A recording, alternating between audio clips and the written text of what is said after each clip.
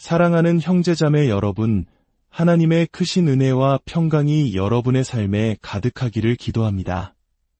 오늘 우리가 함께 나눌 이야기는 성경의 마지막 책인 요한계시록에 등장하는 7교회 중 하나, 바로 라오디게아 교회에 보내진 편지입니다.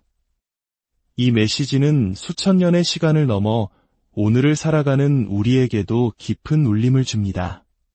본격적인 이야기에 앞서 이 말씀이 여러분의 영혼의 단비가 된다면 좋아요와 구독으로 저희 채널에 힘을 실어주시고 이 은혜의 말씀을 주변의 소중한 분들과 함께 나누어 주시길 부탁드립니다. 여러분의 작은 실천이 하나님의 말씀을 더 널리 전하는 귀한 도구가 됩니다. 이제 주님의 음성에 귀 기울이는 복된 시간으로 함께 들어가 보겠습니다. 요한계시록 3장 15절과 16절에는 예수님께서 라오디게아 교회를 향해 하시는 아주 유명하고도 때로는 우리를 서늘하게 만드는 말씀이 기록되어 있습니다. 내가 내 행위를 아노니 내가 차지도 아니하고 뜨겁지도 아니하도다. 내가 차든지 뜨겁든지 하기를 원하노라. 내가 이같이 미지근하여 뜨겁지도 아니하고 차지도 아니하니 내 입에서 너를 토하여 버리리라. 이 구절을 읽을 때 우리는 흔히 이렇게 해석하곤 합니다. 뜨거운 것은 하나님을 향한 열정적인 믿음, 차가운 것은 아예 하나님을 대적하는 불신앙의 상태, 그리고 미지근한 것은 이도 저도 아닌 무관심하고 안일한 신앙 태도라고 말입니다. 그래서 예수님께서는 차라리 완전히든 돌릴지언정 어중간한 신앙을 가장 싫어하신다고 생각합니다. 열심히 믿든지 아니면 아예 믿지 말든지 확실히 해라 라는 채찍질로 받아들이는 것이죠. 하지만 정말 그것이 예수님께서 전하고자 하시는 메시지의 핵심일까요? 성경 어디에서도 예수님께서 우리가 당신을 대적하기를 바라신다는 암시를 찾을 수 없습니다. 오히려 잃어버린 한 마리의 양을 찾아온 산을 헤매시는 것이 우리 주님의 마음입니다. 그렇다면 이 뜨거움과 차가움, 그리고 미지근함의 비유는 우리가 생각하는 열정의 온도를 말하는 것이 아닐지도 모릅니다. 이 말씀의 진정한 의미를 깨닫기 위해서는 우리는 잠시 시간 여행을 떠나 라오디게아라는 도시의 심장부로 들어가 보아야 합니다. 모든 성경 말씀이 그러하듯 이 편지 역시 당시 라오디게아 사람들이라면 누구나 고개를 끄덕이며 이해할 수 있었던 그들의 삶과 지리적 배경 속에 깊이 뿌리내리고 있기 때문입니다. 라오디게아는 당시 소아시아에서 가장 부유한 도시 중 하나였습니다. 교통의 요지에 위치하여 금융업과 상업이 크게 발달했고 윤기나는 검은 양털로 만든 최고급 의복 산업으로 명성이 자자했습니다. 또한 특별한 안약을 만드는 의술로도 널리 알려져 있었죠. 한마디로 라오디게아는 돈과 기술, 명예를 모두 가진 도시였습니다. 하지만 이 완벽해 보이는 도시에는 치명적인 약점이 하나 있었습니다. 바로 물이었습니다. 자체적으로 깨끗한 수원을 확보하지 못했던 것입니다. 그래서 라오디게아 사람들은 두 곳에서 물을 끌어와야만 했습니다. 첫 번째는 약 10km 떨어진 골로새 지역이었습니다. 골로새는 산에서 내려오는 아주 차갑고 신선한 물로 유명했습니다. 이 물은 사람들의 갈증을 해소하고 생기를 불어넣는 상쾌한 생명수와도 같았죠. 하지만 이 차가운 물이 수로를 통해 10km나 되는 거리를 흘러 라오디게아에 도착했을 때쯤에는 그 상쾌함을 모두 잃고 맙니다. 햇볕에 데워지고 여러 오염에 노출되면서 마시기에도 애매하고 기분만 찝찝하게 만드는 미지근한 물이 되어버렸습니다. 두 번째 물의 공급원은 약 18km 떨어진 히에라볼리였습니다. 이곳은 칼슘과 같은 광물질이 풍부한 뜨거운 온천수로 유명했습니다.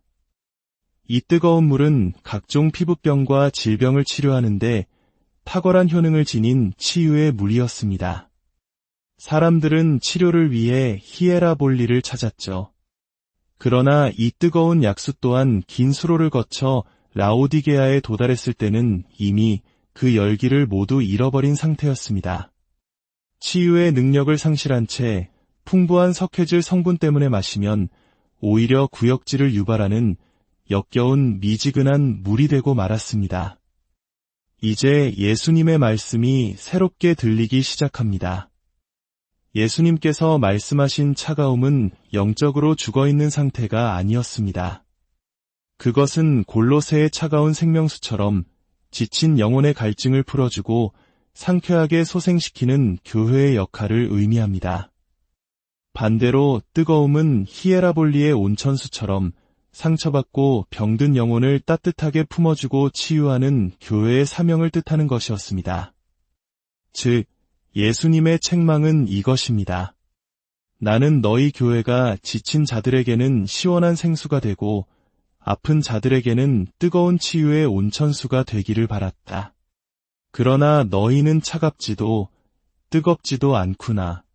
너희는 그 어떤 유익도 주지 못하는 마시면 뱉어버리고 싶은 역겨운 미지근한 물과 같이 쓸모없는 존재가 되어버렸다. 그들의 문제는 신앙의 열정이 부족한 것이 아니었습니다. 그들의 진짜 문제는 근원으로부터 너무 멀리 떨어져 있었다는 것입니다. 생수의 근원이신 예수님, 치유의 근원이신 하나님으로부터 멀어지자 그들은 교회로서의 본질적인 기능을 모두 상실해버린 것입니다. 무더운 여름날 땀 흘리며 등산을 하다가 약수터를 발견했을 때를 상상해 보십시오. 시원하게 목을 축일 생각에 부풀어 한 모금 마셨는데 물이 미지근하고 비릿하다면 얼마나 실망스럽겠습니까? 우리는 즉시 그 물을 뱉어버릴 것입니다. 예수님께서 느끼신 심정이 바로 그것이었습니다. 세상의 소금과 빛이 되어야 할 교회가 아무런 맛도 빛도 내지 못하는 무가치한 존재가 되어버린 것에 대한 안타까움과 슬픔이었습니다. 그렇다면 무엇이 그들을 이토록 쓸모없는 존재로 만들었을까요? 예수님께서는 곧바로 그 영적 질병의 증상을 진단하십니다. 요한계시록 3장 17절입니다. 내가 말하기를 나는 부자라 부유하여 부족한 것이 없다 하나 바로 자기만족과 영적 교만이었습니다. 라오디게아는 실제로 부유했습니다. 주 60년경 대지진이 이 지역을 덮쳤을 때 로마 제국이 복구 지원금을 제안했지만 라오디게아는 우리는 당신들의 돈이 필요 없다. 우리 스스로 도시를 재건할 수 있다며 거절했을 정도로 엄청난 부와 자부심을 가졌던 도시입니다. 그들은 자신들의 황금을 믿었고 자신들이 만든 검은 양털 옷을 자랑했으며 자신들의 의술을 신뢰했습니다. 우리는 모든 것을 가졌다. 우리는 아무것도 부족하지 않다. 하나님, 물론 믿지만 지금 당장 그분의 도움이 절실하지는 않아 이러한 영적 자만심이 그들로 하여금 생명의 근원이신 하나님을 의지하는 대신 자기 자신을 의지하게 만들었습니다. 기도의 자리, 겸손의 자리에 나아갈 필요를 느끼지 못하게 된 것입니다. 이것이야말로 신앙의 가장 무서운 적입니다. 하지만 하나님의 눈에 비친 그들의 실체는 달랐습니다. 예수님께서는 이어 말씀하십니다. 내 곤고한 것과 가련한 것과 가난한 것과 눈먼 것과 벌거벗은 것을 알지 못하는도다. 스스로는 부자라고 생각했지만 하나님 보시기에는 가장 가련하고 가난했습니다. 최고급 옷을 입고 있었지만 영적으로는 수치스럽게 벌거벗은 상태였습니다. 최고의 안약으로 세상의 눈을 고쳤지만 정작 자신들의 영적 상태는 보지 못하는 눈먼 자들이었습니다. 이처럼 무서운 진단 뒤에 사랑의 주님께서는 곧바로 처방전을 내리십니다. 놀랍게도 그 처방전은 그들이 가장 자랑스러워하던 것들과 정확히 연결되어 있습니다. 내가 너를 권하노니 내게서 불로 연단한 금을 사서 부유하게 하고 흰옷을 사서 입어 벌거벗은 수치를 보이지 않게 하고 안약을 사서 눈에 발라보게 하라. 예수님께서는 말씀하십니다.